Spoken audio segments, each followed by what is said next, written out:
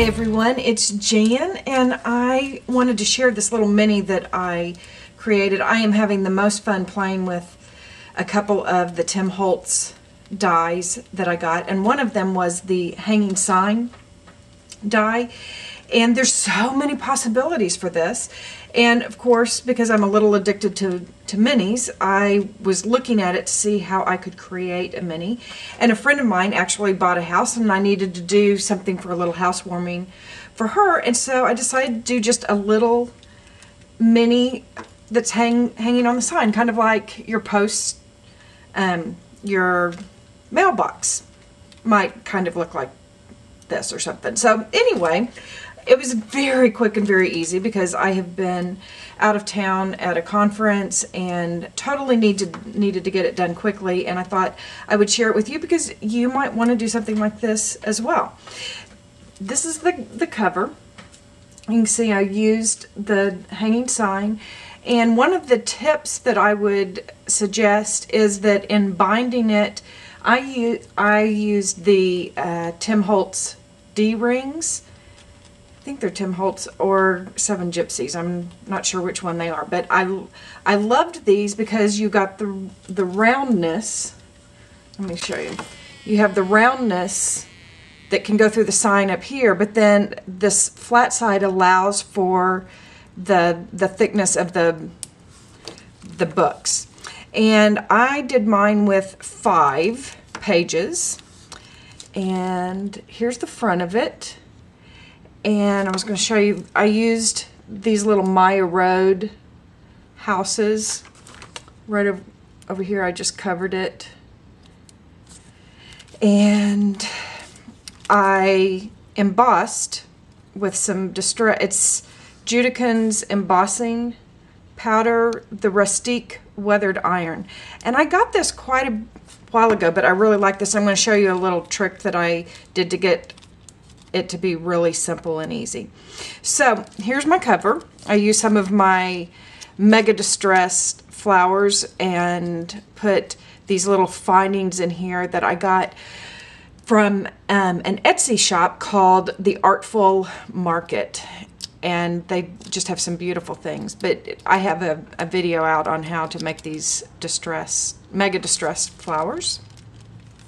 So the cover was the biggest deal. The rest of it, I just went through my stash. I had Seven Gypsies sticker, and these are some Seven Gypsy rub-ons that I put the paper down, put some rub-ons and a couple of stickers. And here's a fun thing. I just put another eyelet with my crocodile, and then used one of the vintage Findings garment pins to put a little key on the bottom of it, which I thought was good for but you can see I didn't do much to it other than distressing the edges because it's small, and I wanted there to be mostly room for her pictures. The best things in life aren't things, our house. So anyway, very fun, very quick, because you cut the papers out, and okay, I'm having a hard time fixing that. Anyway, you cut the papers out at the same time that you are cutting your chipboard as it goes through, and so you really have very little time investment on this particular. I would suggest that if you're going to do this, you know, we all learn from our mistakes, but if I were to do another one of these, I would use 2 thicknesses here because it begins to be a little bit weak. So I would, if I were to do it again, I would cut 2 of the chipboard. This was medium weight chipboard, but I would cut 2 of them and glue them together just so that there's some added stability. Okay, so I wanted to show you how I did this so that it actually looked like wrought iron. It has a really cool texture. Can you see that bumpy texture? And I have done this before when I wanted to cover a piece of chipboard with embossing powder, and I know that we have all totally goofed up our embossing pads by doing the whole stick it and then, so I've started doing it this way, and it's really simple. I got one of the Distress embossing ink re-inkers, and they last forever, so you might as well use them this way. And I'm just using a makeup sponge, and I put a fair amount on the sponge, and I just pounce on it. Just keep adding a little re-inker. This will really save your Versamark pads or your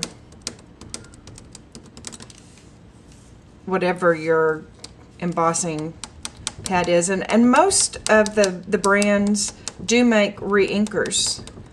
This one is just what I happen to have. You don't necessarily have to use this kind. And I'm just going to go back over it and make sure that I've got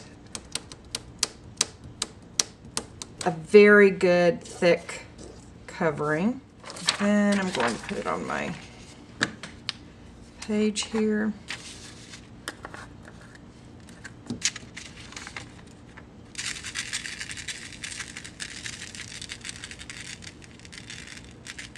Make sure there's good coverage. And can you see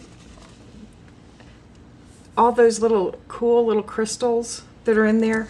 This has been out, gosh, forever. But I like it because it has some brown in it that makes it look rusty. So it's a little different than your Distress embossing powders, because those are typically one tone. Judikins has some of these, I think it's their Distressed Metals product line, and